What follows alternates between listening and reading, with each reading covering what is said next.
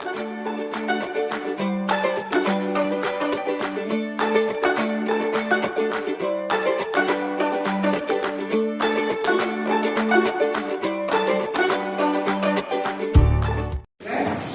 warahmatullahi wabarakatuh.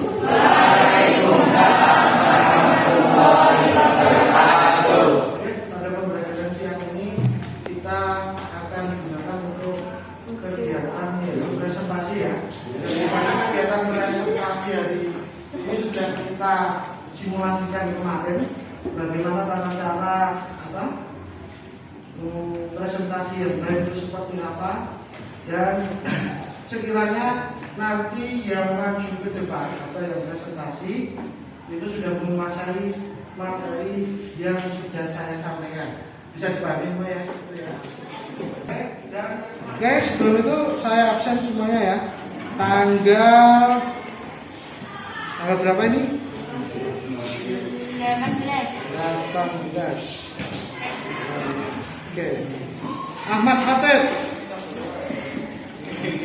Adira,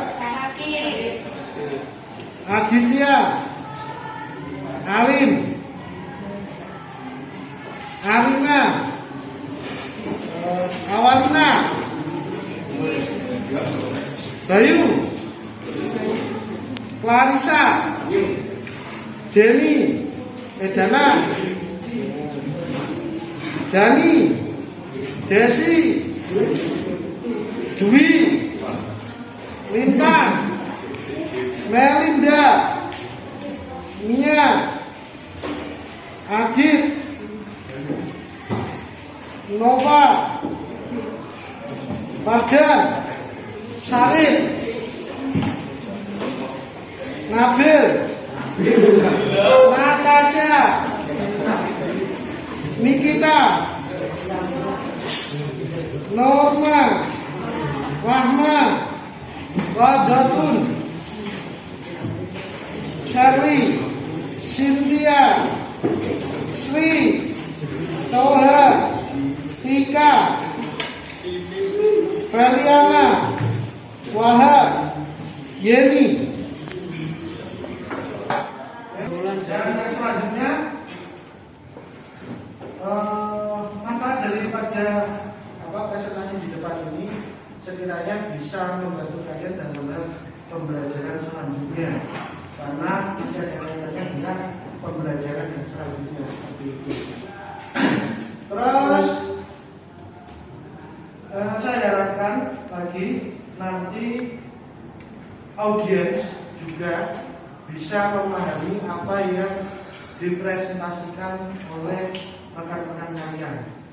Ada sanggahan, ada pertanyaan, dan ada beberapa hal yang kaitannya dengan materi yang ada di depan nanti bisa kalian diskusikan secara baik.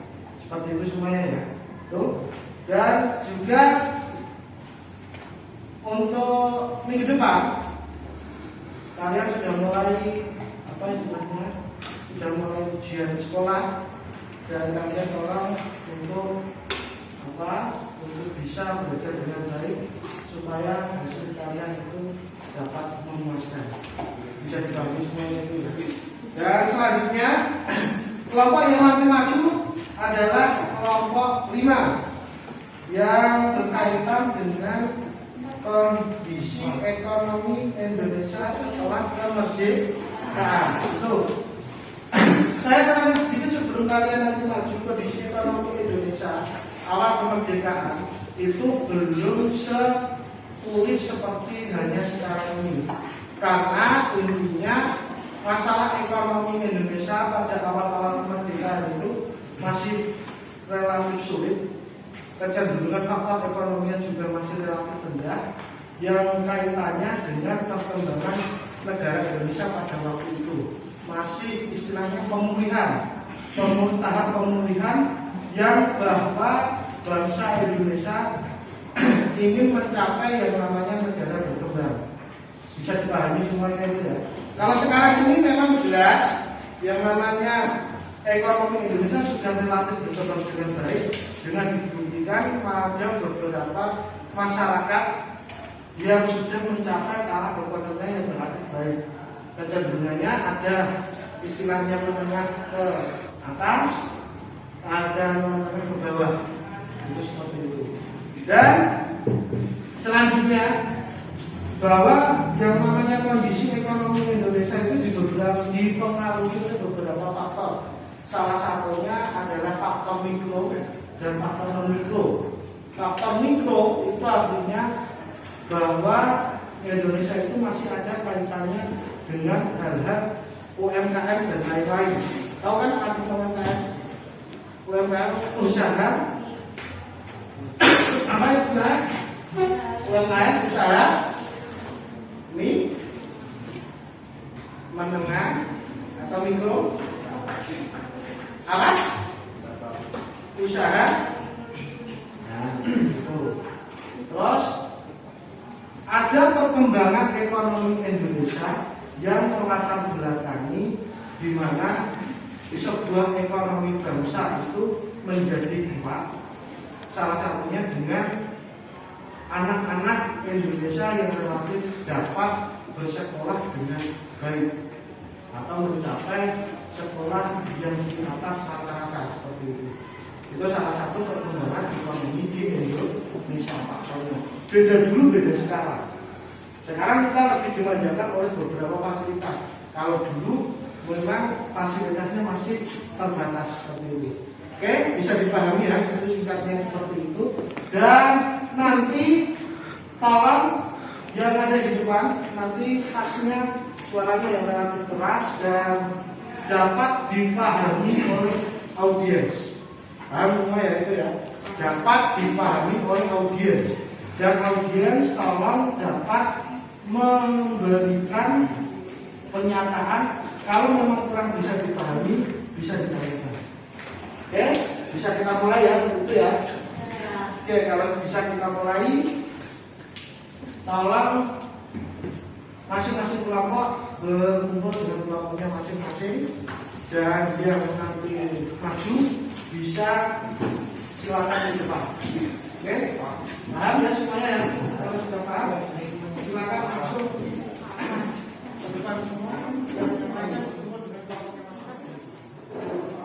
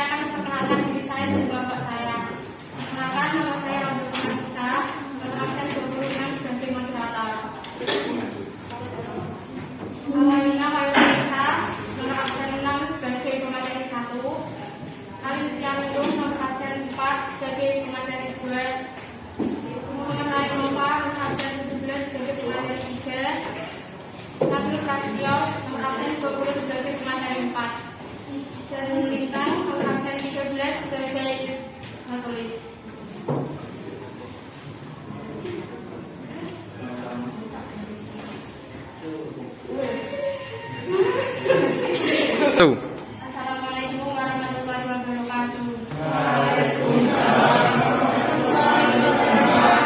Pada siang ini saya akan membacakan makalah hasil diskusi dari Mahkamah yang berjudul Kondisi Ekonomi Indonesia setelah kemerdekaan. Sebelum itu saya akan memperkenalkan diri saya dan kelompok saya. Kenalkan, nama saya Rambutan Nafisa, Alhamdulillah sebagai moderator. Awalina Khairunisa nomor absen 6 sebagai pemateri 1, Karim Setianikung nomor absen 4 sebagai pemateri 2, Muhammad Ari Nova nomor absen 17 sebagai pemateri 3, Satu Prasetyo nomor absen 20 sebagai pemateri 4, dan Lintang nomor absen 13 sebagai penulis.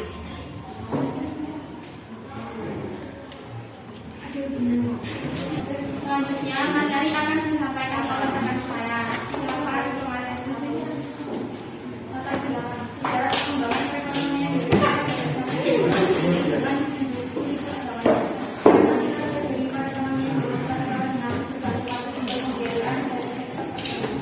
di mana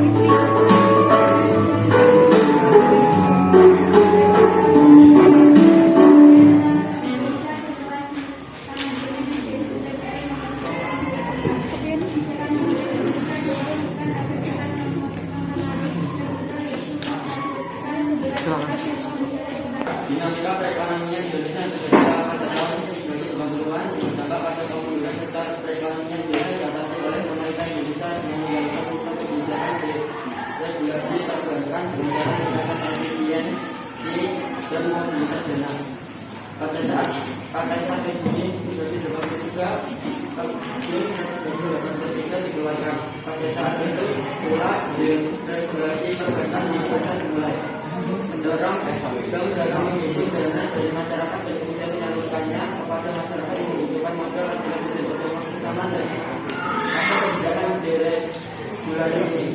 Dalam adanya deregulasi perbaikan, pemerintah memberikan kebebasan bank. Kebebasan ini ditentukan oleh perilaku bank yang berhak menentukan tingkat suku dan membagikan kredit kepada para pelaku usaha dari sektor gratis. Seiring dengan perkembangan yang terjadi, sektor perbankan semakin menunjukkan eksistensinya dan aktivitas perekonomian di Indonesia pasti pada saat penerimaan dari sektor minyak Indonesia mulai menurun. Pemerintah tidak membiayai pembangunan dari penerimaan sektor minyak, tapi pemerintah membiayainya melalui sumber dana dari lembaga keuangan seperti perbankan dengan cara mobilitas dana dari masyarakat yang dilakukan dengan deregulasi sektor perbankan. Menurut Undang-Undang 2012 pada prinsipnya kreasi perbankan memiliki peran yang sangat penting dalam membiayai perekonomian nasional yang dapat dijadikan motor penggerak pertumbuhan ekonomi.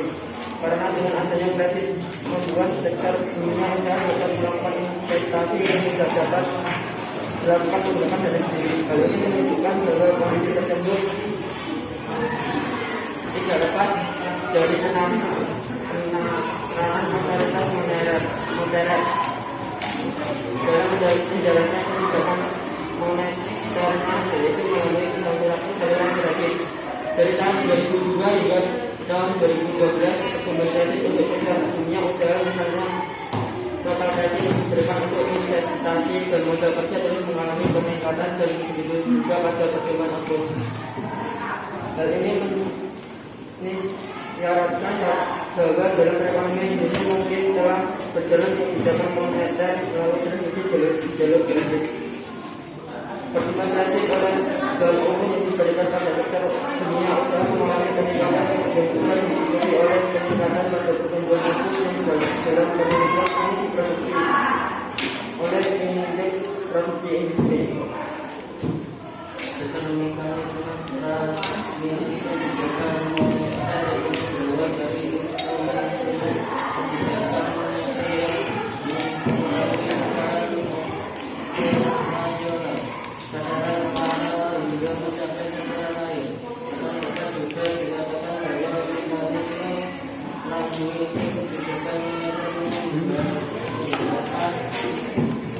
bagaimana tindakan bank sentral melalui moneter terhadap korporasi orang dalam melalui variabel ekonomi dan keuangannya sebelum ada akhir mempengaruhi secara akhirnya Wati dan Riani 2010 mengatakan bahwa dalam ruang lingkup kebijakan makroekonomi sektor keuangan merupakan alat transmisi kebijakan moneter.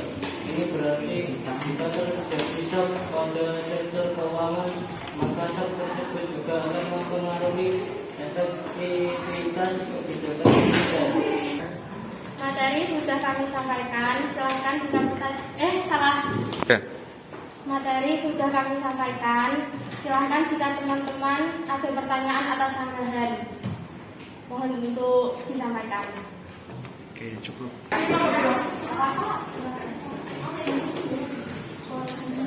Sudah dimulai, Bu? Oke, sekarang jawabannya yang mau bertanya. Dari kelompok 3, apakah tujuan Agni mendarat di Indonesia?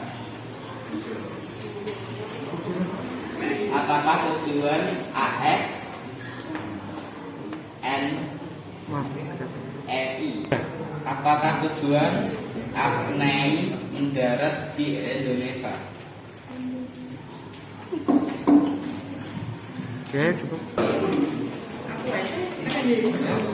Mengapa kondisi perekonomian Indonesia pada awal kemerdekaan stabil? Mengapa kondisi perekonomian Indonesia pada awal kemerdekaan belum stabil? apa yang menyebabkan pertumbuhan ekonomi di Indonesia tersendat pada awal kemerdekaan? Apa yang menyebabkan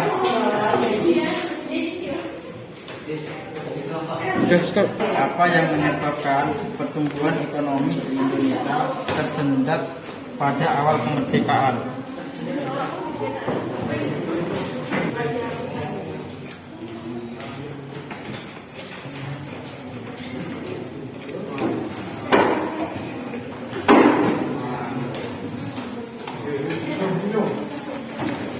Jalan mendekat.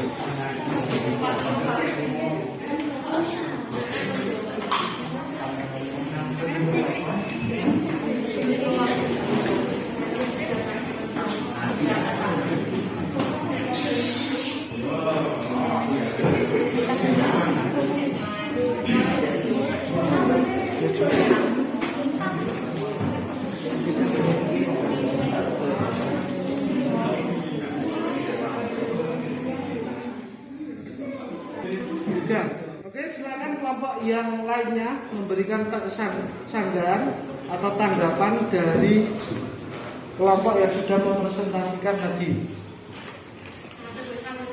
Silakan kelompok yang lainnya bisa memberikan pertanyaan atau sanggahan lagi supaya kelompok yang ada di depan atau yang presentasi di depan dapat menjawab apa yang sudah ditanyakan oleh kalian.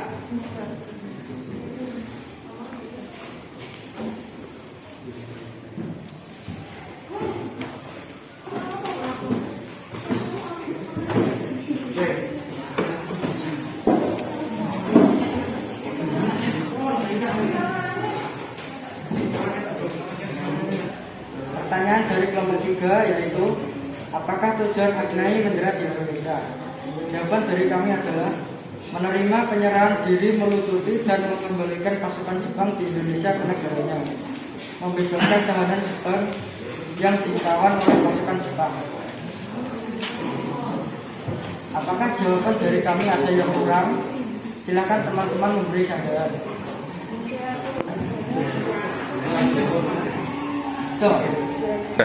Selanjutnya pertanyaan dari kelompok 6 yaitu, mengapa kondisi perekonomian Indonesia pada awal kemerdekaan belum stabil? Jawaban dari kami yaitu karena banyaknya mata uang Jepang dan Nica yang beredar di Indonesia.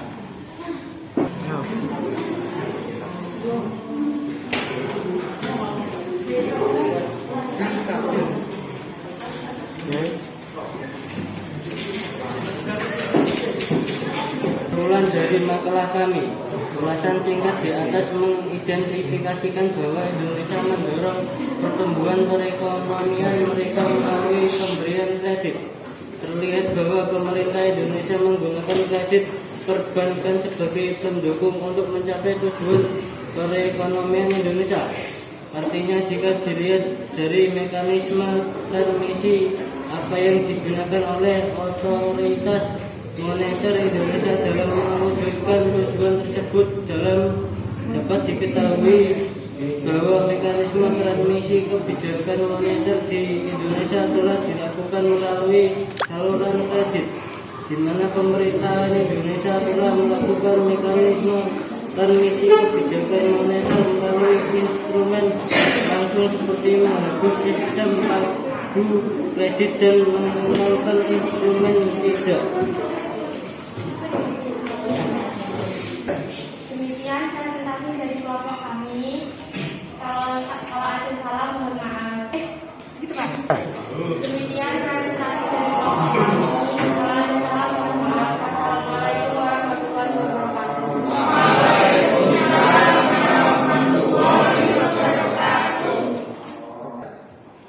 Itu tadi presentasi dari rekan-rekan kalian. Nanti ketika kalian sudah di rumah atau kalian nanti belajar di rumah, nanti kalian membuat rangkuman materi yang sudah dipresentasikan hari ini dan nanti kalian kumpulkan ke saya seperti itu. Dan pada intinya adalah bahwa kegiatan presentasi hari ini memudahkan kalian dalam hal untuk berdiskusi dengan kalian. Baik, itu ya. Itu semua. Dan nanti kelompok yang selanjutnya kalau bisa presentasi yang lebih baik dan lebih terstruktur dengan baik juga. Nah, seperti itu. Sehingga kegiatan pada hari ini atau pembelajaran pada hari ini menitik beratkan pada taraf ekonomi kehidupan masyarakat yang pada hakikatnya kegiatan ekonomi di masyarakat itu dipengaruhi oleh aktivitas jual beli di masyarakat dan tingkat pembelian di masyarakat itu sendiri. Itu semuanya. Kalau sudah saya akhiri. Assalamualaikum warahmatullahi wabarakatuh.